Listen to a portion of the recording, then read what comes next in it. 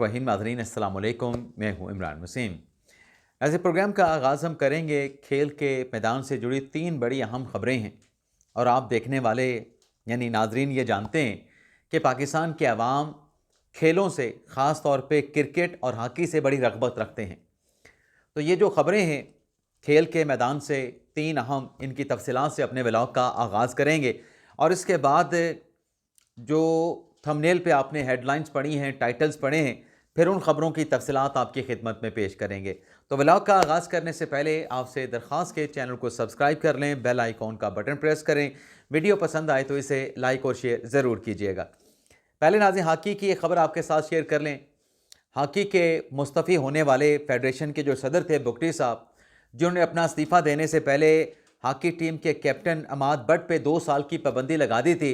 अब वो तो इस्तीफ़ा दे के घर चले गए और इस्तीफ़ा देने से पहले इमाद बट पे पाबंदी लगाना ये उनकी तरफ से ज़ाती अनाद और ज़ाती अना को ज़ाहिर करता था। लेकिन उनके रेजिग्नेशन के बाद जो नए हॉकी फेडरेशन के सेक्रेटरी बने हैं, सदर बने हैं, ये जिम्मेदारियां जिनको संभाली गई हैं वानी साहब को, उनकी तरफ से 4 संभालने के बाद इमाद बट पर जो पाबंदी है उसको ख़त्म कर दिया गया है। यानी अब हॉकी टीम के जो कैप्टन हैं वो खेल में हिस्सा ले सकते हैं, डोमेस्टिक में भी, इंटरनेशनल में भी। इसी तरीके से नाज़रीन पाकिस्तान की क्रिकेट टीम कल न्यूजीलैंड के साथ सुपर 8 मरले का अपना अहम मैच खेलने जा रही है और इस मरले में पाकिस्तान ने 3 मैच खेलने हैं। एक मैच पाकिस्तान का इंग्लैंड के साथ है, एक न्यूजीलैंड के साथ कल जो होना है और तीसरा मैच गालिबन पाकिस्तान ने या श्रीलंका के साथ खेलना है या किसी और टीम के साथ खेलना है। लेकिन पाकिस्तान को इस मरले में सुपर 8 में आलमोस्ट जो है बेहतरीन परफॉर्मेंस दिखाना होगी। बाबर आजम जो पाकिस्तान के टीम में बैट्समैन की हैसियत से रीढ़ की हड्डी रखते हैं लेकिन आउट ऑफ फॉर्म हैं, अब उनके आउट ऑफ फॉर्म होने से मुतल्लिक साबिक कैप्टन मोहम्मद यूसुफ ने एक बड़ा इंकशाफ किया है। मोहम्मद यूसुफ साहब ने बताया कि जब बाबर आजम से रन्स नहीं हो रहे थे तो उनकी तरफ से प्रपोजल दिया गया था, लेकिन उनके उस प्रपोजल की मुखालफत की गई। अब वो प्रपोजल क्या था? मोहम्मद यूसुफ ने कहा कि मैंने प्रपोजल ये दिया था कि बाबर आजम को नेशनल टीम से रेस्ट दिलवाया जाए, नेशनल क्रिकेट एकेडमी में उन पर काम किया जाए, उनकी टेक्निक पे काम किया जाए, क्योंकि मोहम्मद यूसुफ का ये कहना था कि रन्स इसलिए नहीं हो रहे बाबर आजम से, वो नाकाम इसलिए हो रहे हैं क्योंकि उनकी टेक्निक ख़राब हो चुकी है। तो नेशनल एकेडमी में ला के उनकी ट्रेनिंग करवा के उनकी टेक्निक दुरुस्त करना जो है वो मकसूद था। लेकिन मुझे ही मोहम्मद यूसुफ ने कहा कि क्रिटिसाइज़ किया गया, मेरी मुखालफत की गई, तो मैंने अपने ओहदे से रिज़ाइन कर दिया। तो मोहम्मद यूसुफ साहब ने पीसीबी से रिज़ाइन क्यों दिया? अब उसने इस मामले के ऊपर मोहम्मद यूसुफ साहब ने जो खामोशी अख्तियार कर रखी थी वो खामोशी उन्होंने तोड़ दी है और अपने इस्तीफ़े पे उन्होंने लबकुशाई करके बता दिया है कि उनके इस्तीफ़े की वजह क्या बनी है। अब नाज़रीन आ जाते हैं जो सियासी और अदालती ख़बरें हैं। सबसे पहले तो अलीमा खान साहबा की बात कर लें। अलीमा खान साहबा आज भी जो उनके खिलाफ 26 नवंबर का केस है जो कि अब मुकम्मल होने के करीब खड़ा है। मुकम्मल होने के करीब कैसे खड़ा है कि 16 गवाहों के बयानात कलमबंद हो चुके हैं, 16 गवाहों पे जिरा मुकम्मल हो चुकी है। सिर्फ 2 गवाह जो कि सरकार के तफ्तीशी हैं, पुलिस के तफ्तीशी हैं, उनके ऊपर जिरा होना बाकी है, बयान उनके कलमबंद हो चुके हैं। लेकिन इस केस में अलीमा खान साहबा की तरफ से अदालत में अपनी हाजिरी को यकीनी नहीं बनाया जा रहा। आज भी अदालत लगी, आज भी जज साहब आके बैठे, कोर्ट स्टाफ आके बैठा, लेकिन जो अलीमा खान साहबा की लीगल टीम थी उनकी तरफ से अदालत को यह बताया गया कि पहले इस केस में जो तारीख दी गई थी वो 23 फरवरी को दी गई थी, लेकिन अब ये केस आज 20 फरवरी को लगा दिया गया है। तो मौकला अलीमा खान साहबा को आज की अदालती तारीख का पेशी का पता नहीं था, तो केस की समाअत को मुलतवी कर दिया जाए। तो जज साहब ने केस की समाअत को 23 फरवरी तक मुलतवी तो किया, लेकिन साथ में जज साहब ने यह भी ऑर्डर पास किया कि जो आखिरी 2 गवाहान हैं, जो तफ्तीशी अफसरान हैं, वो 23 जनवरी को पेश हों। 23 फरवरी को, सॉरी मैंने अगर पहले जनवरी बताया तो 23 फरवरी को पेश हों। उन पे मुलजमा के जो लीगल टीम है वो अपनी जिरा मुकम्मल करेंगे और ना जब जिरा मुकम्मल हो जाएगी उसके बाद तो फिर जो जितने भी मुलजमान हैं उनसे सेक्शन 342 का बयान मांगा जाएगा और सेक्शन 342 के बयान के बाद फिर हतमी दलाइल होंगे, 1 दिन में 2 दिन में वो मुकम्मल होंगे और फिर अदालत अपना इस केस का फैसला या तो महफूज कर लेगी या फैसला अदालत की जानिब से 1 से 2 दिन के बाद इस अहम केस का फैसला अदालत की जानिब से अनाउंस कर दिया जाएगा। ये एक बड़ी खबर बनेगी। अलीमा खान 26 नवंबर का उनके खिलाफ जो केस है, इस मुकदमे में अदालत का जो भी फैसला आया वो एक बड़ी खबर बनेगी। लेकिन इसके साथ साथ नाज़रीन, अलीमा खान साहबा का जिक्र हुआ। अलीमा खान साहबा भी बड़े बड़े दावे करती हैं, लेकिन उनके भाई, लगता है कि ये दावे करना इमरान खान साहब ने अपना अलीमा खान साहबा ने अपने भाई इमरान खान साहब से सीखा है। अब इमरान खान साहब ने क्या दावा किया था, उस दावे वाली खबर और डिटेल पे आने से पहले, आज जुमे का दिन इमरान खान साहब के लिए एक एतबार से भारी पड़ा है। कैसे भारी पड़ा है?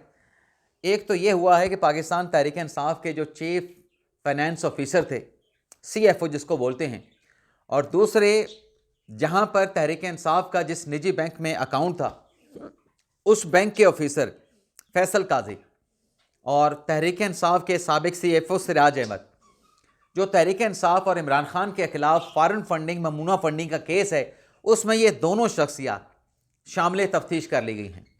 इनको मुल्ज़मान की फहरिस्त में शामिल कर लिया गया है।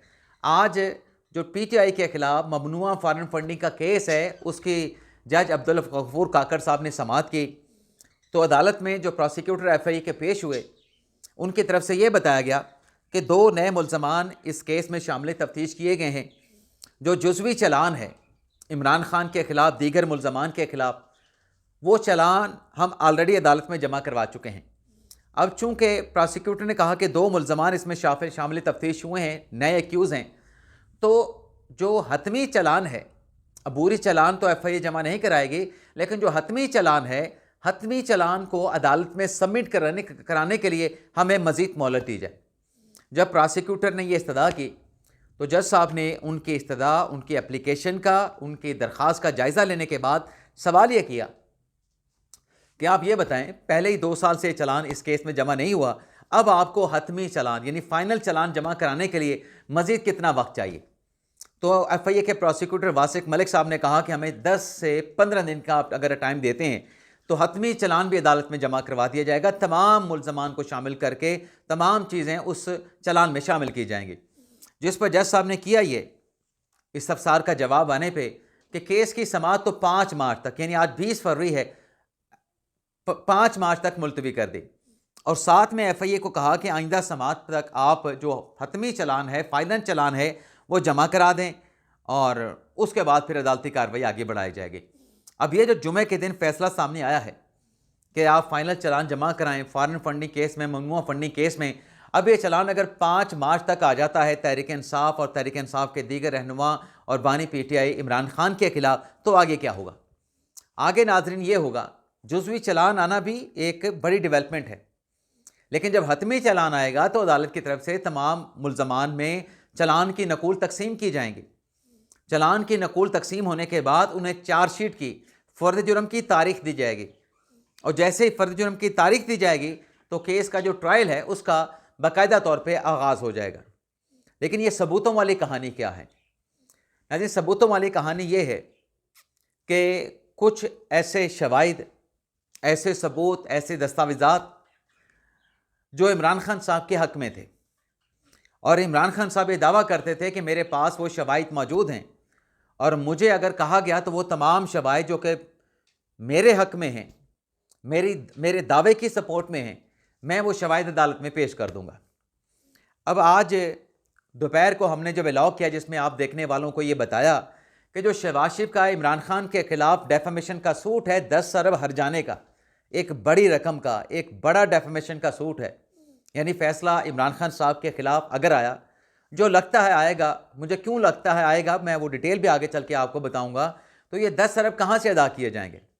लेकिन ये 10 अरब का हर्जाने का सूट शहबाज शरीफ ने फ़ाइल किया, ये सूट फाइल होने का जब शहबाज शरीफ ने ऐलान किया था ना, तो उसी वक्त इमरान खान साहब से पूछा गया था कि पनामा के स्कैंडल में जो आपने इंकिशाफ किया कि आपको पनामा पर खामोशी अख्तियार करने के लिए, पनामा के स्कैंडल से पीछे हटने के लिए जो आपने कहा कि शहबाज शरीफ ने आपको 10 अरब की पेशकश की है, क्या आपके पास सबूत, शवाहिद मौजूद हैं? क्या आपके पास गवाह मौजूद हैं? तो इमरान खान साहब ने बड़े वसूख के साथ कहा था कि अगर ये सूट फाइल करते हैं डेफामेशन का, तो बिल्कुल मेरे पास शवाहिद मौजूद हैं, मेरे पास गवाह मौजूद हैं, सबूत हैं, एविडेंस है, मैं अदालत में पेश करूँगा। अब सुप्रीम कोर्ट में जो समाअत हुई उसमें हुक्म इम्तना तो 3 रुकनी बेंच से ले लिया गया। ट्रायल कोर्ट की जो कार्रवाई है, ट्रायल कोर्ट की उस कार्रवाई को भी रुकवा लिया गया एक तरफा तौर पे। और एकतरफा तौर पे हमने देखा है कि जब कार्रवाई को रोका जाता है, स्टे ऑर्डर आता है, अदालत फिर उस केस में शार्ट तारीख भी दे देते हैं ताकि दूसरे फरीक को सुन के इस केस का जल्दी फैसला कर दिया जाए। अब यह रिव्यू की दरख्वास्त थी, रिव्यू की दरख्वास्त में नोटिस और उसमें हुक्म इम्तना भी आ गया।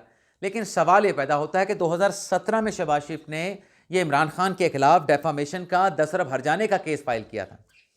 अब इस केस में मजमूई अगर इमरान खान साहब की लीगल टीम का दिफा देखें, अब इमरान खान साहब की लीगल टीम का दिफा उनका कोई ज़ाती नहीं है, वो इमरान खान का ही दिफा अदालत में कर रहे हैं। आज तक कोई ऐसा सबूत डेफामेशन के इस केस में, वो गवाह, वो एविडेंस, वो दस्तावेजात, सबूत जो इमरान खान साहब ने कहे थे कि मेरे पास मौजूद हैं, आज तक इमरान खान साहब रिकॉर्ड पे लेके नहीं आए। शहबाज शरीफ की तरफ से अता तारा ने स्टेटमेंट रिकॉर्ड करवाया, वज़ीर आज़म शहबाज शरीफ ने खुद बतौर वज़ीर आज़म जाके बयान कलमबंद करवाया, मलिक अहमद ख़ान ने अपना बयान कलमबंद करवाया। लेकिन वो सबूत जो कि इमरान खान साहब ने देने थे, क्योंकि अब चैलेंज तो शहबाज शरीफ साहब ने किया कि दिखाएं वो सबूत कहाँ पे हैं, जो इल्ज़ाम आपने लगाया, अपने इल्ज़ाम को साबित करें। मेरे दामन पे आपने कीचड़ उछाला है, मेरे नाम को आपने डीफेम किया है, आपने मुझे स्कैंडलाइज किया है, आपने हद तक की है। अब इमरान खान साहब की लीगल टीम नीचे अदालत में या अल्माज गनी साहब की अदालत में क्या करते हैं, वहाँ पे टेक्निकल पॉइंट्स लेते हैं कि ये केस फ़लाँ अदालत में चलना चाहिए था, ये केस इस अदालत में नहीं चल सकता, जिस अदालत में शहबाज शरीफ साहब ने डेफामेशन का सूट फाइल किया उसका दायरा अख्तियार नहीं बनता, फ़लाँ अदालत का दायरा अख्तियार नहीं बनता। भाई सवाल ये है, एक सीधा और सिंपल और डायरेक्ट सवाल ये है कि इमरान खान साहब ने जो कहा था ना कि मेरे पास सबूत मौजूद हैं, छोड़ दें कौन सी अदालत है कौन सी अदालत नहीं।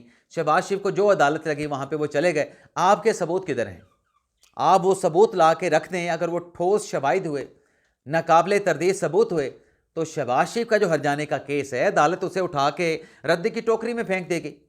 अदालत शहबाज शरीफ के दावे को उठा के अदालत की खिड़की से बाहर फेंक देगी।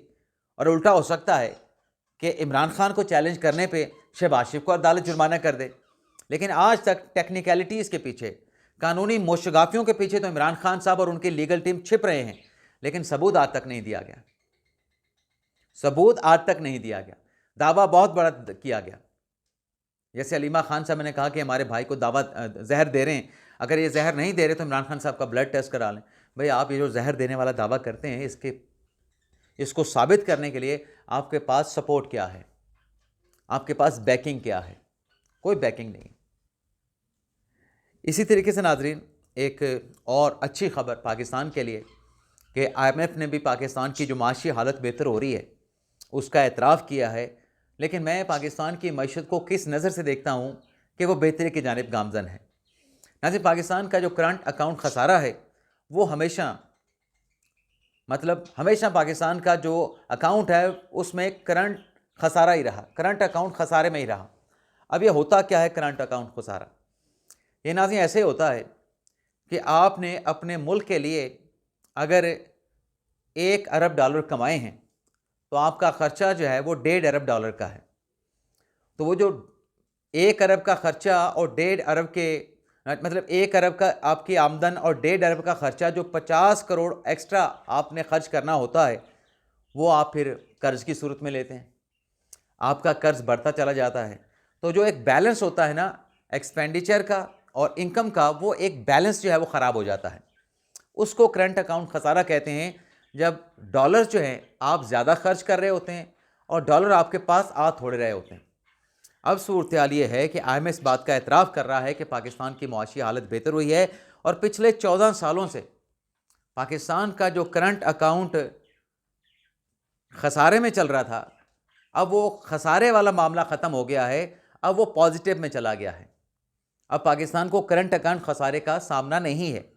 आप जितने खर्च कर रहे हैं डॉलर, उससे ज़्यादा आपके पास आपकी इनकम की सूरत में आपके पास मौजूद हैं, या आपके पास आपके ख़जाने में वो पैसे आ रहे हैं डॉलर्स की सूरत में। तो ये खुशखबरी थी, मैंने कहा चलो ये भी आपके साथ शेयर कर लें। तो इजाज़त चाहते हैं नाज़रीन आपसे। अल्लाह ताला हम सब का हामी नासिर और अपनी दुआओं में याद रखिएगा। पाकिस्तान जिंदाबाद।